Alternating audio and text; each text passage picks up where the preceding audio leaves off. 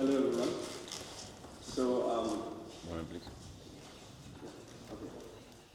So first of all, I would really like to thank the conveners of this conference, Professor Felipe and all the others. So my work, I saw all the other presentations, and I'm not really like someone who is that much knowledge about machine learning. I'm basically a forester. So what my work I did, it's like very basic compared to the others that were being presented today and also yesterday. So it's basically a comparison of the traditional allometric model, the allometric model approach with some particular machine learning algorithms in order to estimate the tree level above ground biomass that was done in the tropical forests.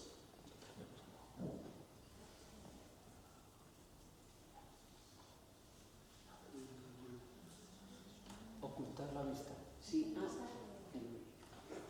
Thanks. So, as foresters, estimating the above ground biomass is a very important thing in order to characterize the structure and the function of the forest ecosystems. And the quantification of this biomass is useful in order to understand how the energy is being accumulated inside a forest.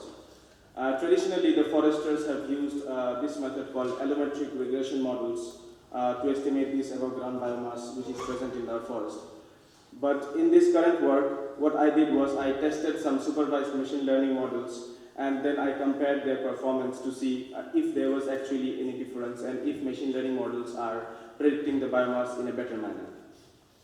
The study area for this work was a small state in northeast India called Tripura, where the data was collected from two natural forests which are tropical moist deciduous in nature.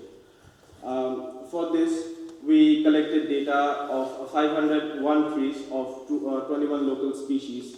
The sampling of this was done destructively, and these are the methods that we did, basically very crude methods, where we use the diameter tape to measure the DBH, and then we felled the trees and measured the height of the stem, and after which we used these formulas for calculating the volume of the stem, and we used the biomass expansion factor and the wood density in order to estimate the above ground biomass of every individual tree.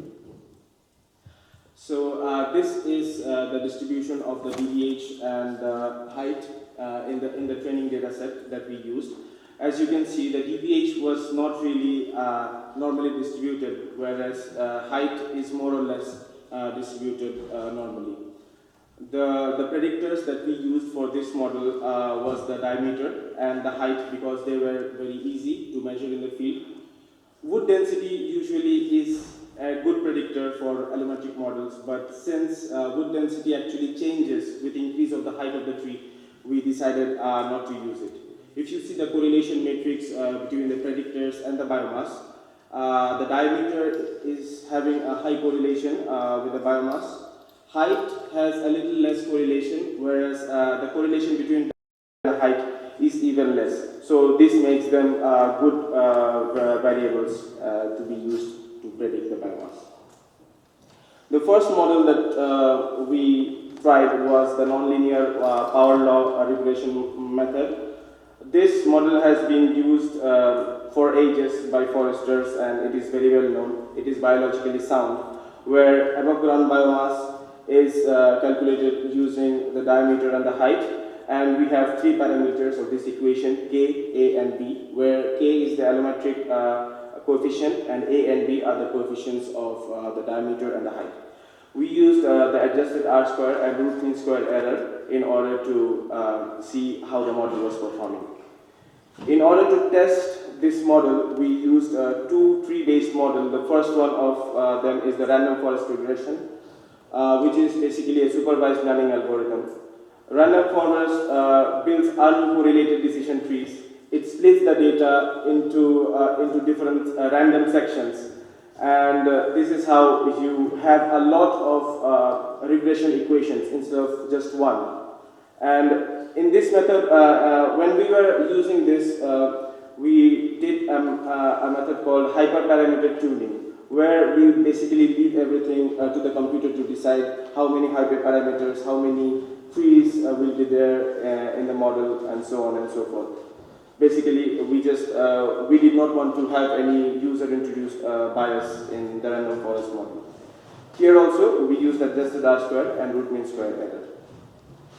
The third one is extreme gradient boost or XGB regression, which is also a supervised learning algorithm and a somewhat modification of the random forest model. Here also we did the hyperparameter tuning, and adjusted R-square and root mean square error was used for evaluation of the model. Now, if you look at the results, the nonlinear model, it's okay because in the training data it's providing an adjusted R-square of 0.87, and it provides a very nice equation.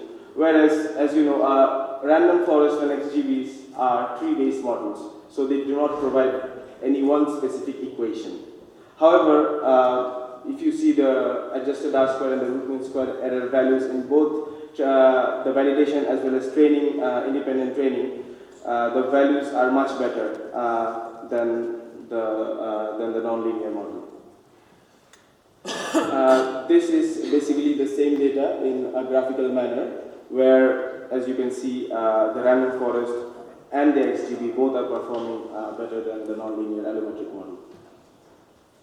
So now to conclude, the power law model we have been using for a long time. It's reasonably good because in the testing data it was providing an R-square of 0.8. It's transparent and it's user-friendly because basically, as foresters, you know, the part of the world where I come from, it's like literally raining almost every day. There are places with 8,000 millimeters of rain happening. You know,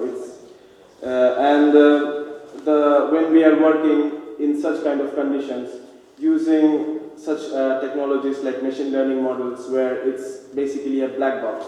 You don't know. You need to know. You don't know about machine learning if you're a forester and if you're using things like Python, and to use something as sophisticated and something that will need a user interface to actually get the result. It gets very hard because in the forest, you know, you have an equation, you have a pen, you have a paper, and if you measure, you get the result, and it's easy. So it actually is a trade-off as to how we can actually use machine learning models in the global south. And also I have to tell you here that the results that I'm getting is just early stage, because you know, when I modeled this on the allometric principle, basically I clustered all the species into one equation, which may not be right. Random forest, because it performs better in terms of clustering of the data, therefore it can be that it's performing better in this particular case. But if we have species-specific allometric models, that is usually the norm, it may perform even better. And like I said, it's early stage, so maybe integration of remote sensing techniques in order to scale the result into a more larger and a more better manner is the need of the hour. And that's all.